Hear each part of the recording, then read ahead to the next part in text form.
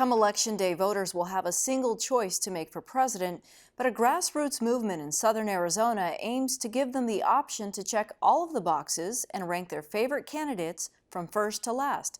Recently, Christopher Conover spoke to organizers about their efforts to establish ranked choice voting in Arizona. Let's explain how ranked choice voting works. Take this sample ballot with the 2016 presidential candidates. A voter would pick their first choice, as usual, but then have the option to rank the rest in order of preference. If a candidate can't win more than half of the vote as a first choice, then the rules of ranked choice voting kick in. The candidate in last place gets eliminated, and voters who ranked that person first have their second choice tallied toward the remaining candidates. If that still doesn't give a candidate a majority of over 50%, the process continues until there's a winner. Vote with your heart, not just your strategic brain.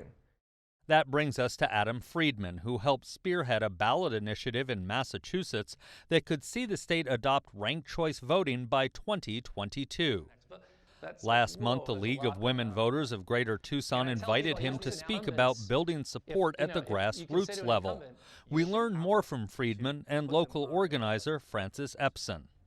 Why is it better than the system we're using now, where we'll take the presidential preference election that's coming up in Arizona as an example? There'll be 10, 15 people on the ballot. I pick one. Why is this system better? There is a list of reasons why this system is better, and it's all rooted in some systemic cultural problems in the way that we vote and in American politics today. I speak at a lot of rooms, and I ask people, raise your hand if you're sick and tired of negative campaigning. Every hand goes up. Raise your hand if you're worried sometimes about supporting a candidate you really like, but you're worried about throwing your vote away if you were to vote for them. Most hands go up. Or you might want to vote for a front runner, but there could be someone in the race that's similar to that front runner that siphons votes away from them, what we call the quote-unquote spoiler. And most hands go up in the room. We also have problems of voter apathy and low voter turnout. And ranked choice voting is an elegant way to cut through all of these problems. So what's Arizona's role in this? Right now we have what we'll call traditional voting, but you'd like to see that change. I'd like to see that change. I'd like to see us get away from just exactly what he was saying. I read an article by a wonderful woman, Rivko Knox, who is up in Phoenix. She's the legislative advocate for League of Women Voters. And she explained what happened in the mayoral election in Phoenix. There was no majority, so they had to have a later runoff, and that cost the taxpayers about $1 million, plus less voters turn out. When it doesn't happen instantly, the second time around, voters don't turn out. So what's the path, Francis, to get this as the way we vote in Arizona? And are you actively working on that path? So the first thing was to get a national speaker who's qualified to speak on this, which was why we brought in Adam. It'll take a lot of voter education. We need people to come and sign up to start moving it. The phase of organizing for Arizona is really building the grassroots organization, starting that movement, starting to attract more people onto the idea itself of ranked choice voting, and a vision for what's possible in our politics and our elections. That will take some time. That could be a year or two or more.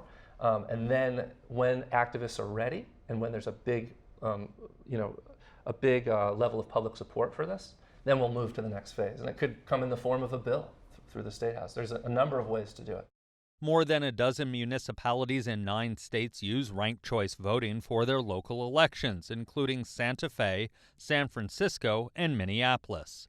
Maine is the only state to implement it at the state and federal level. And a lot of folks ask, do voters understand ranked choice voting?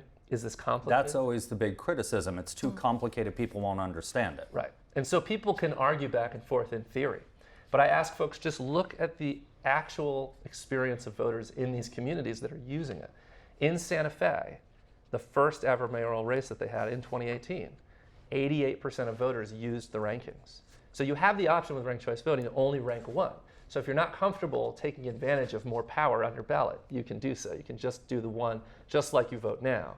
As far as not understanding it, there was something that was quoted in Rivko's article. It said, I trust the voters to be intelligent enough to figure out what their first, second, and third choice voting is. It's kind of like going into 31 flavors and saying, I'll have that flavor. Oh, but if you don't have it, I'll have the other one.